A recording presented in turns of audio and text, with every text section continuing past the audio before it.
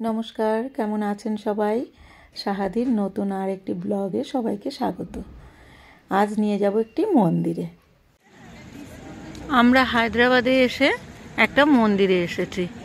এই মন্দিরটার নাম রামানুজন। হ্যাঁ, রামানুজান নারায়ণন। অপূর্ব সুন্দর, মানে বলে বোঝানো যাবে না চোখে না দেখলে। আর মানে ভেতরে মোবাইল নিয়ে ঢুকতে দেয় না। আমরা ঠিক সন্ধ্যার সময় ঢুকেছিলাম।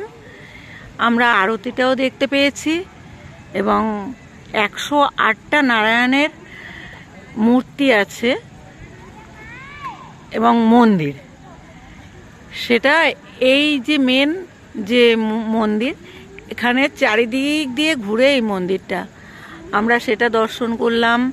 এবং সন্ধ্যাবেলা আরতি হলো। ভক্ত ভগবানের কাছে যায় দর্শন করতে। সন্ধ্যার সময় ভগবান বাইরে এলো।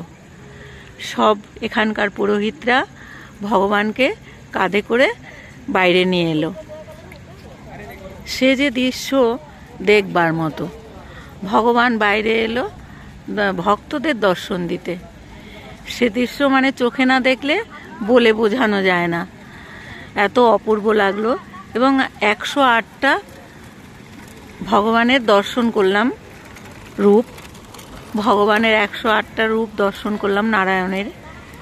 শ্রীকৃষ্ণ, গোবিন্দ, রাধা, মাধব, মানে নারায়ণের যতগুলো রূপ আছে সম্পূর্ণটা দর্শন করলাম এবং প্রদক্ষিণ করলাম। ভীষণ ভালো লেগেছে।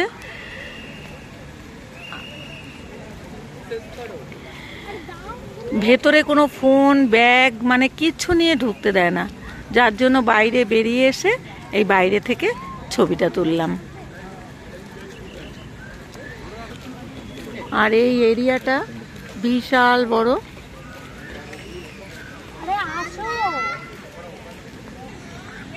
আমরা বাইরে এসে আবার গাড়ি থেকে মোবাইল এনে তারপরে একটু ছবি তুলছি।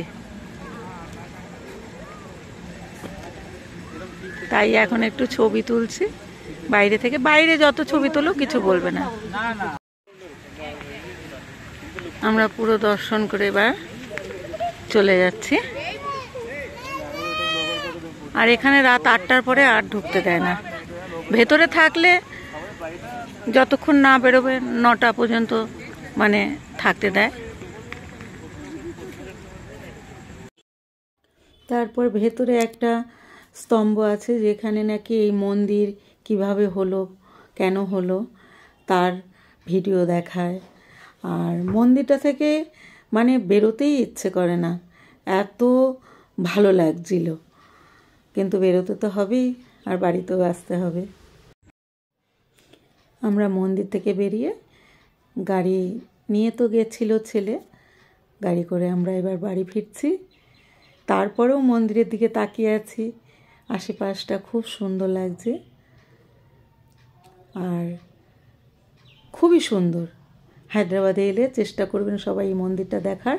আমার ব্লগটা এখানেই শেষ করছি। নমস্কার।